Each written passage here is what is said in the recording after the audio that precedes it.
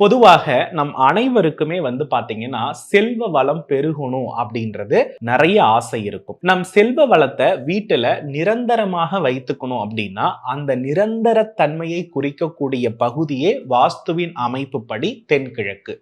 இந்த தென்கிழக்குல உங்களுக்கு பள்ளமோ கழிவுநீர் தொட்டியோ கழிவறையோ அல்லது தலைவாசலில் இருந்து உங்களுடைய சமையலறை வளர்ந்து கிழக்கு தென்கிழக்காக இருக்கின்ற பட்சத்தில் உங்களுடைய பொருளாதாரம் அப்படின்றது பாதிக்கப்படுவதற்கான வாய்ப்பு இருக்கு.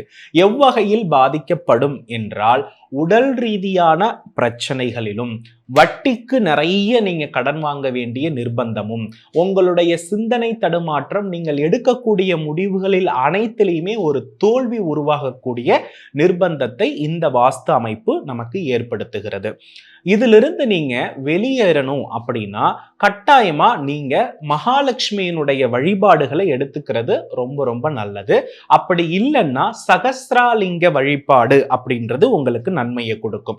அது என்ன சகஸ்ராலிங்கம் அப்படின்னா, பொதுவாக இந்த தலைவாசலில் இருந்து கிழக்கு தென்கிழக்கு வளர்ந்த நபர்களுடைய வீட்டில் கட்டாயமாக பாத்தீங்க அப்படின்னா பெண்களுடைய ஆயுள் ஆண்களுடைய ஆயுள்ல தடுமாற்றங்கள் நிறைய இருக்கிறத நீங்க பார்ப்பீங்க. சோ இது மாறுவதற்கு நாம பஞ்சபூத திருத்தலத்தில் நில திருத்தலமாக இருக்கக்கூடிய காஞ்சிபுரம் ஏகம்பரநாதர் ஆலயத்தில சகஸ்ராலிங்கம் இருக்கிறது.